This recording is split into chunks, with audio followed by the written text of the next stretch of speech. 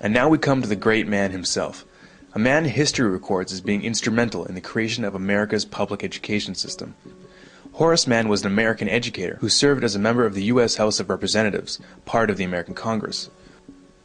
Horace Mann was the key reformer of the education system at the time. In 1837, he became the head of the newly created Board of Education in Massachusetts, where he began the work that would eventually earn him the title as the Father of American Public Education. After reading through the educational models of different countries, Mann finally hears about a particularly successful style that had been developed in Prussia, which is now modern-day Germany. The Prussian system had shown to be such a success for the government's purposes that, accompanied by a few other educators, Horace Mann travels to Germany to investigate. Upon their return to the United States, they lobbied heavily to have the Prussian model adopted. All in favor, say aye. Interest in Prussia had also been growing in the northern half of the continent. Around this time, the Canadian Superintendent of Schools, Egerton Ryerson, traveled to Prussia in search of a new model of education. His journeys also included visiting Horace Mann in Massachusetts to further examine the system he would eventually adopt.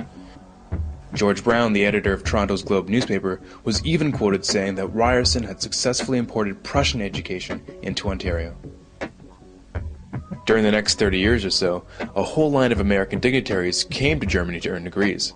Interestingly enough, those who earned degrees in Germany came back to the United States to staff all the major universities. By 1900, all the PhDs in the United States were trained in Prussia.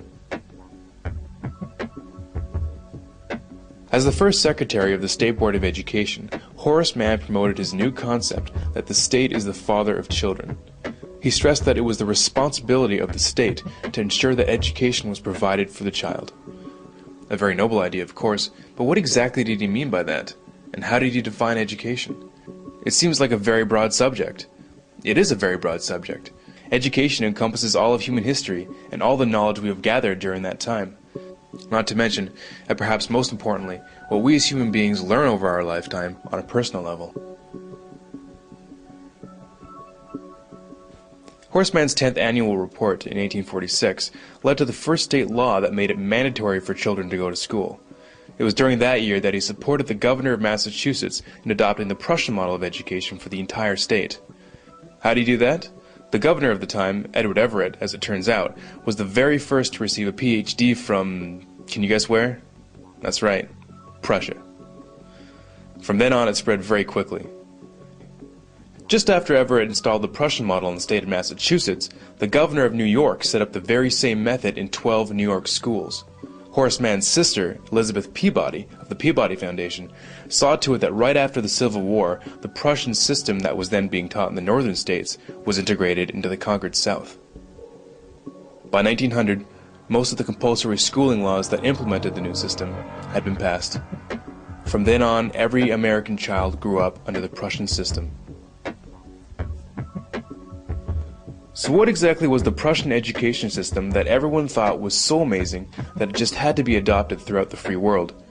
To give you just a bit of background, in the 18th century, the Kingdom of Prussia, which is now modern-day Germany, was among the first countries of the world to introduce free and compulsory education. After the Prussians were defeated by Napoleon in 1806, it was decided that the reason why the battle was lost was that the Prussian soldiers were thinking for themselves in the battlefield instead of following orders. To make sure that this couldn't happen again, a new 8-year system of schooling was created.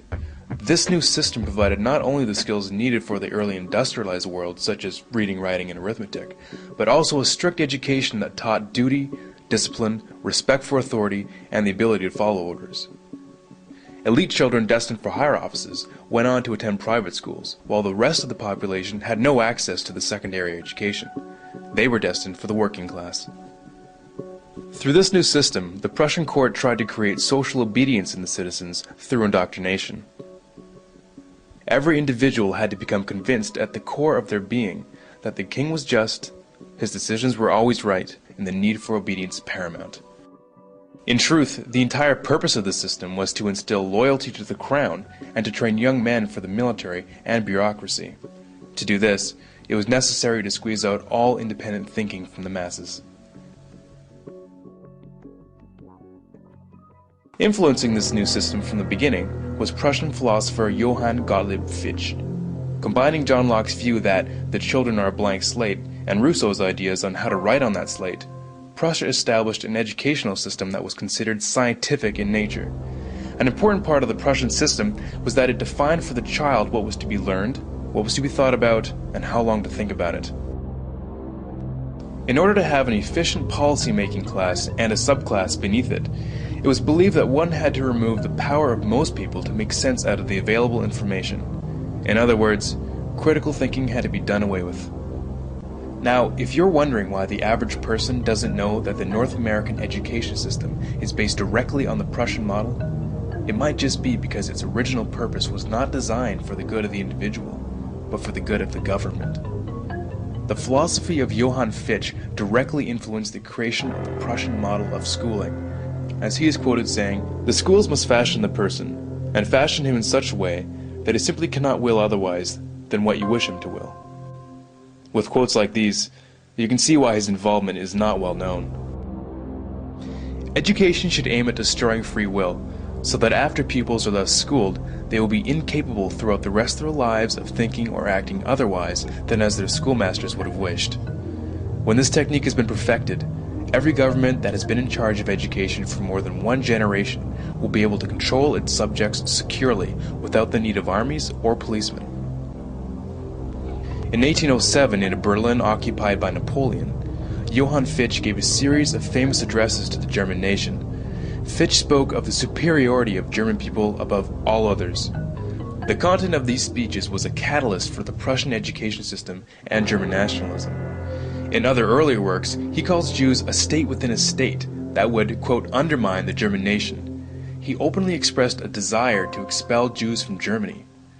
Fichte had a deep influence on the rise of the Third Reich, and continues to be deemed, quote, the spiritual father of modern neo-Nazism.